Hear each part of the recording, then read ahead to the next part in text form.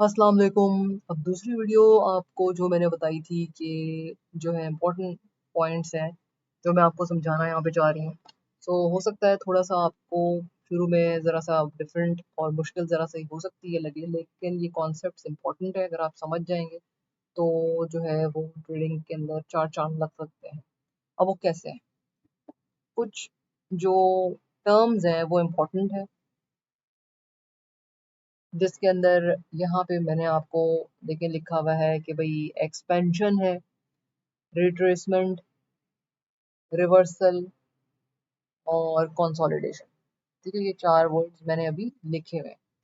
अब इनमें से कौन सा आपको लगता है भाई सबसे पहले होता होगा इस मार्केट के अंदर?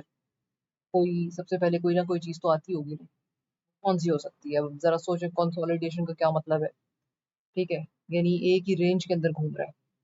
अभी मार्केट कंसोलिडेट करिए, एक ही रेंज के अंदर रेंज बाउंड है, यानी कि एक रेंज में ना ऊपर जा रही है बहुत ज्यादा, ना नीचे जा रही है, बस एक रेंज के अंदर चल रही है। ठीक है, नैरो से रेंज के अंदर चल रही है, उसे कहते हैं कंसोलिडेशन। सिंपल अल्फाज में उर्दू के अंदर अगर हम इसको तर्जुमा करें तो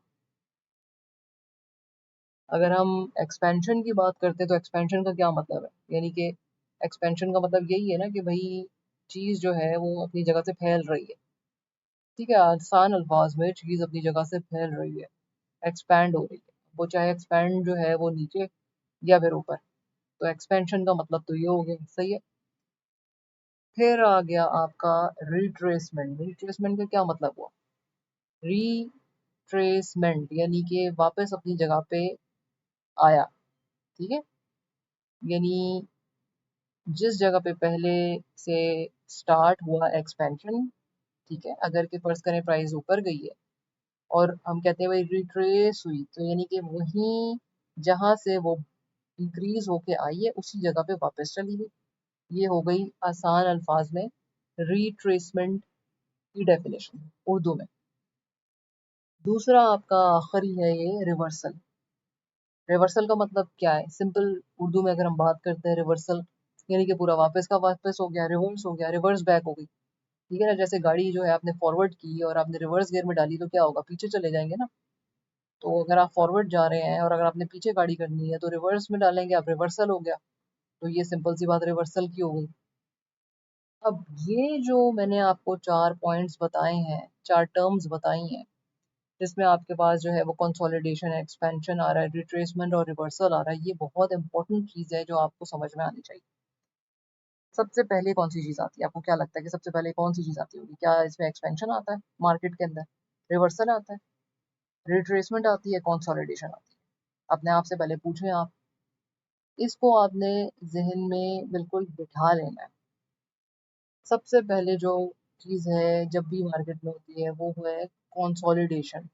ठीक है, यानी कि मार्केट में जो प्राइस है वो एक रेंज में चल रही है। उसकी मैंने एक एग्जांपल ये यहाँ पे दिखाने के लिए आपको बताई है कि अगर आप देखेंगे जहाँ पे एरो मैंने लगाया हुआ है, तो ये यहाँ पर कंसोलिडेशन हो रही है। ठीक है, ये पॉइंट आ गया आपकी कंसोलिडेशन का कि यहाँ पे आप एक यहाँ से लेके ये प्राइस जो है वो रेंज के अंदर है। यानी ठीक है, अभी अगर इसको और एक्सपेंड करें तो ये जो प्राइस आपकी चल रही है इस वक्त यहाँ से लेके यहाँ तक, ये जो है ये एक रेंज के अंदर चल रही है। जब ये ऊपर चल जाएगी, ठीक है, यहाँ से लेके यहाँ तक भी आप कह सकते हैं कि भाई एक रेंज के अंदर, जब ये ऊपर जाए या नीचे जाए, ठीक है, तो फिर इसको क्या बोलेंगे? कंसोलिडेशन से तो बाहर आ गई ना एक चीज। पहले ये एक रेंज में थी, अब अगर ये यहाँ से ऊपर चली गई तो इसका मतलब है ऊपर चली गई है तो अपनी जगह से मूव कर गई, इसका मतलब है एक्सपैंड हो गई, एक्सपेंशन हो गई। ठीक है, अब जब एक्सपेंशन हो गई तो फिर अगर इसने फर्ज करें वापस आना है तो ये वापस आ गई। अब इसको वापस आने को क्या बोला था? रिवर्सल बोला था हमने। ठीक है, अब दूसरी जब ये वापस आ गई, ये हो गई रिवर्सल की एग्जांपल।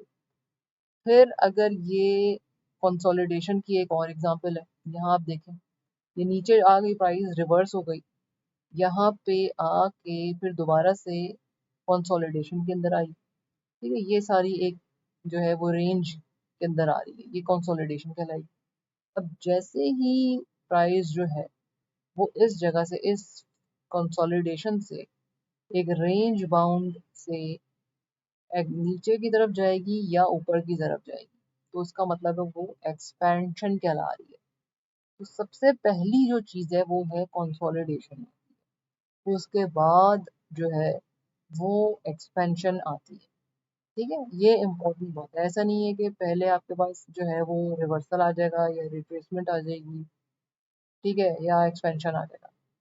ये जो पॉइंट है ये बहुत समझने वाला है कि सबसे पहले आपके पास जो चीज़ है वो है कंसोलिडेशन, और उसके बाद क्या होना है वो है एक्सपेंशन। अब वो एक्सपेंशन चाहे तो वो ये एक्सपेंशन है, ठीक है, चाहे तो वो ये प्राइस है ऊपर की तरफ, ठीक है, चाहे वो ये आपकी कंसोलिडेशन के बाद वो नीचे की तरफ प्राइस अगर आ गई, नीचे की तरफ आ रही है तो ये भी एक किस्म का एक्सपेंशन है।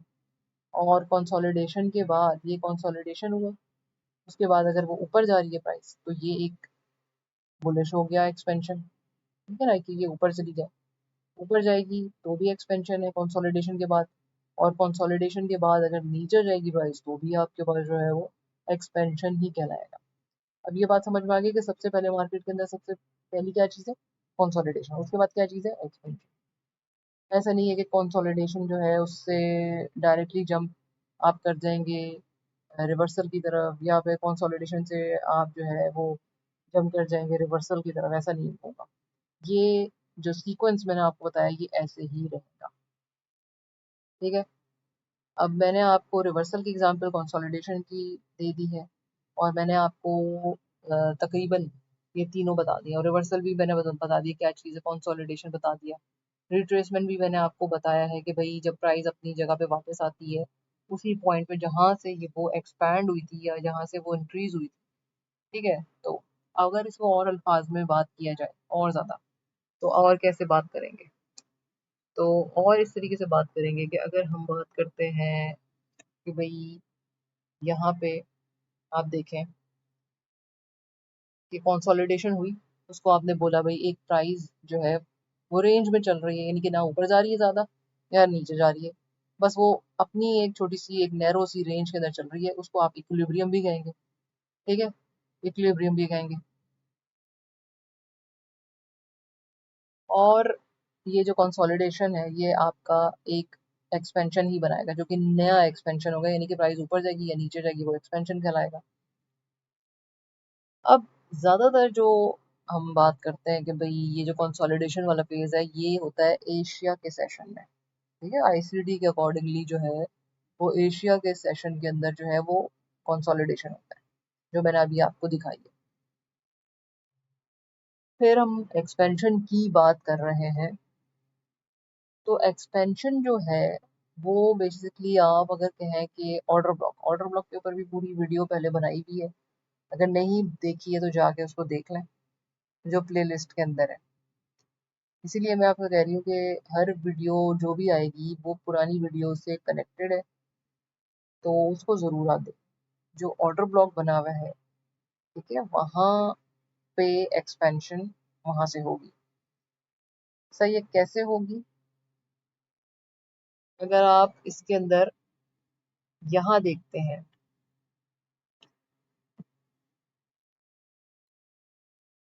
मैंने आपको कहा था कि कंसोलिडेशन देखें ये, ठीक है, यहाँ कंसोलिडेशन है और आप देख रहे हैं कि भाई ये प्राइस ऊपर चली गई, ये एक्सपेंशन है, ठीक है, लेकिन प्राइस जहाँ से ऊपर जा रही है वहां से आप देखें कि कौन सी वाली, जो ऊपर जाने से पहले आपके पास एक ये ग्रीन कैंडल है ऊपर जा रही है, तो हमारे पास ऊपर जो जाने से पहले आपकी रेड कैंडल कौन सी आ रही है। अगर आपने ऑर्डर ब्लॉक को पता है या पुरानी वीडियो देखी है ऑर्डर ब्लॉक की, तो आपको समझ में आ जाएगा कि आपको ये जो बुलिश कैंडल है ग्रीन वाली, इससे पहले आपने रेड कैंडल देखना है। जो भी लास्ट रेड कैंडल है प्राइस के ऊपर जाने से पहले, उसे आप ऑर्डर ब्लॉक कहेंगे, और ये आपका बुलिश ऑर्डर ब्लॉक कहलाएगा।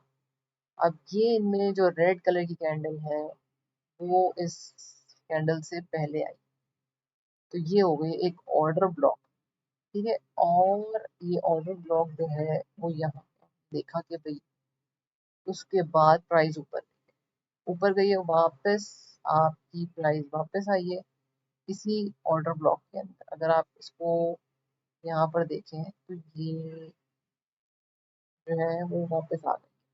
ठीक है, यहाँ पे वापस आ गई। तो ये जो चीज़ है ये हो गया आपका एक्सपेंशन। और यहाँ पे एक्सपेंशन से पहले जो है वो आपकी ऑर्डर ब्लॉक। तो अगर हम ये कहें कि भाई एक्सपेंशन से पहले एक ऑर्डर ब्लॉक डेफिनेटली डेफिनेटली बनता है। ठीक है, एक्सपेंशन के बाद जो है वो रिवर्सल भी हो सकता है और रिट्रेसमेंट भी हो सकती है। ठीक है, रिट्रेसमेंट वही उसी जगह पे चले जाना, उसी प्लेस पे चले जाना वापस जहाँ से प्राइस ऊपर गई है, जो कि ऑर्डर ब्लॉक। वापस जिस ऑर्डर ब्लॉक से प्राइस ऊपर गया है उसी ऑर्डर ब्लॉक में वापस आ जाना। तो वो हो गया उसका जो है वो रिट्रेस कहलाएगा। अब रिट्रेसमेंट जो है उसमें भी अगर आप बात करते हैं कि जो है वो आप देखते हैं कि भाई किस तरीके से प्राइस जो है। अब इसके अंदर मैं आपको बता रही थी कि जो गैप्स कह लें या वॉइड्स जिसको आप बोल दें, ठीक है, ये तो टर्म्स है, आप अगर इसको याद रख लेते हैं तो अच्छी बात है। तो वो जैसे ही सडन अगर प्राइस ऊपर जा रही है, ठीक है, तो वो क्या करती है कि गैप बनाते हुए पीछे चली जाती है, उसको आप फेयर वैल्यू गैप कहते हैं, वॉइड्स बोलते हैं। ठीक है, तो ये फेयर वैल्यू गैप जो है उसके ऊपर भी पहले वीडियो बन चुकी है, उसको भी आप देख लें तो अच्छी बात है। फेयर वैल्यू गैप जो है वो आपके पास तीन कैंडल्स के बीच में जो जगह होती है, जो गैप आता है, उसको एक्चुअली फेयर वैल्यू गैप कहते हैं। अगर आप बोलते हैं तो मैं आपको इसमें दिखा देती हूँ, फेयर वैल्यू गैप जगह जगह आपको मिलेगा। ये देखें आप, ये ग्रीन कैंडल, ये रेड कैंडल है, रेड कैंडल से लेके दूसरी जो कैंडल है नीचे आप देखें,